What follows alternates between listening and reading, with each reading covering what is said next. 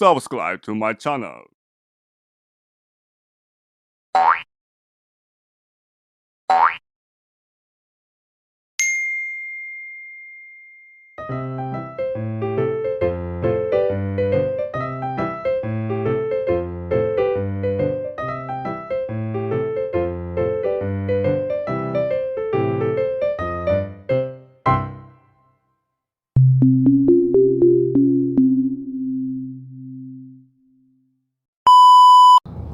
Ada lagi begini, ini juga mengganggu saya juga.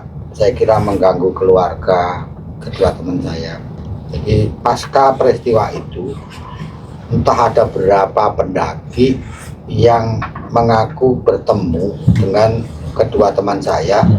Biasanya pada waktu mereka tersesat, jadi mereka ditunjukkan jalan yang benar dan sebagainya, diantar sampai tempat tertentu. Ada yang sampai di Samarantu, kemudian dua teman saya ini hilang. Jadi ngakunya ketika memperkenalkan diri itu teman saya, Iqbal dan Gaga.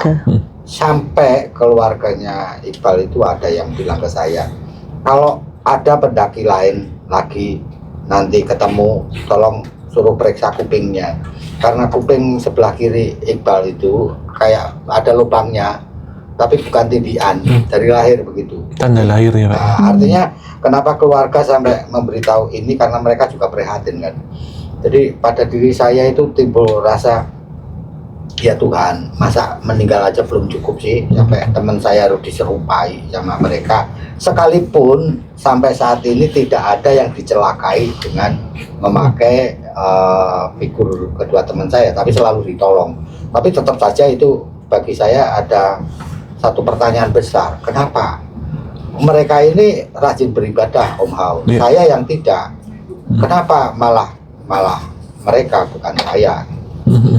Iya, ini yang salah satu hal yang klasik ya ketika kita naik ke gunung, banyak yang menyerupai atau memblo ya. Dalam artian pasti positif justru Pak, Mbak, untuk menyerupai itu.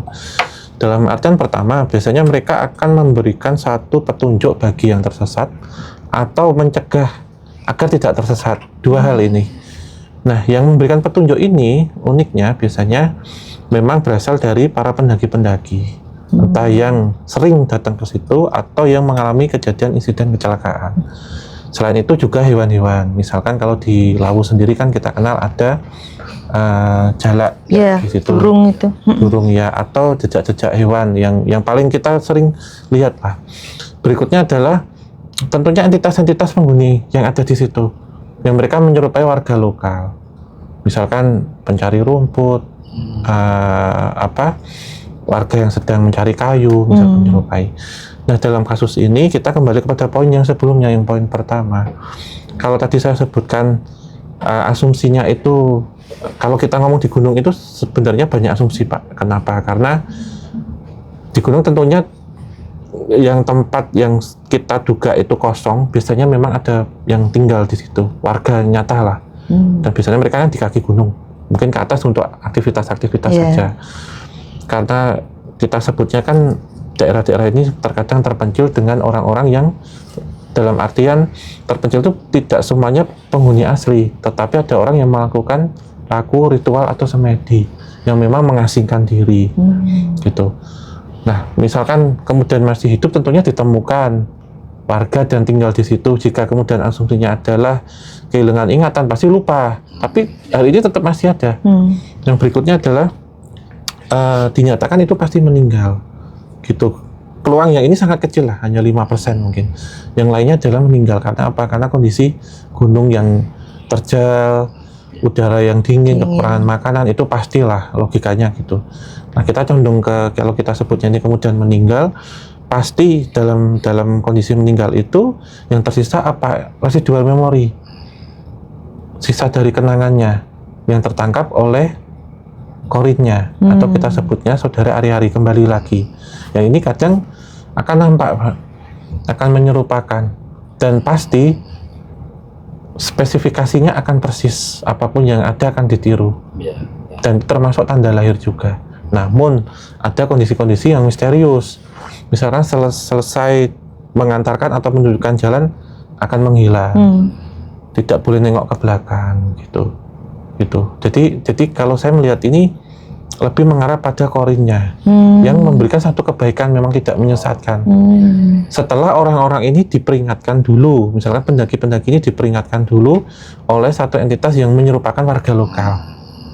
Nah, kalau ini kemudian tidak mengikuti aturan itu, apa sih yang terjadi? Serupa nanti. Gitu. Berarti itu korinnya, Iya. bukan jin yang menyerupai. Iya, berikutnya mungkin juga bisa terjadi dari jin yang menyerupai yang ada di sekitar situ. Namun bedanya kalau jin menyerupai biasanya menyesatkan. Iya, saya pikir juga begitu. Iya.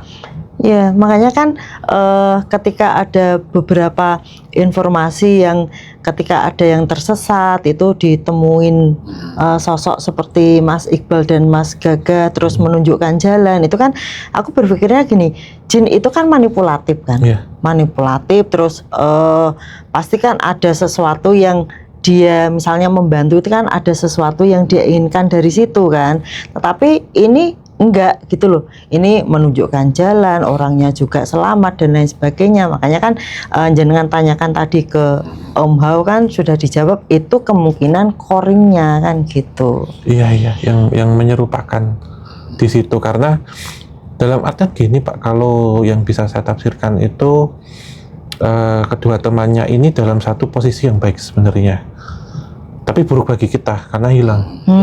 Tapi di alam sananya baik.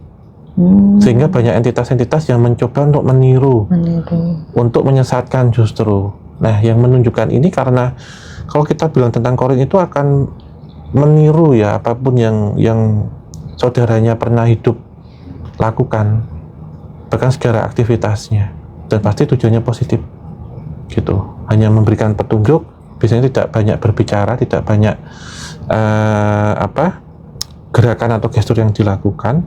Setelah itu selesai, biasanya juga tidak mengantarkan ke titik tujuan sampai selesai. Jadi misal masuk ke dalam satu hutan, ada satu pertanda, misalkan di situ jalan yang sering dilalui, ya hanya cukup di situ. Selebihnya akan dilakukan sendiri. Tapi catatan tidak boleh naik ke atas, tidak boleh menengok, itu berarti tidak boleh napak tilas lagi. Karena kalau dilakukan sampai kedua kali, maka resiko ditanggung sendiri kasarannya gitu. Itu berarti perasaannya jenengan, kenapa sih menyerupai temanku? Apakah mati saja tidak cukup saya gitu loh? jadi lebih enteng, jadi lebih ikhlas, jadi lebih ini. Nah, penjelasan Om Ho kan sebelum ini kan nggak ada yang bilang itu korin kan. Iya. Mereka kadang-kadang ada yang bilang ya karena yang ditiru dua temenmu, karena dua temenmu itu baik, kalau kamu kan nggak baik ngapain ditiru. Tapi penjelasan Om Hao ini bikin saya bersyukur, meskipun saya kalah dengan adiknya Kakak Mbak Endar itu kan bilang, jadi kalau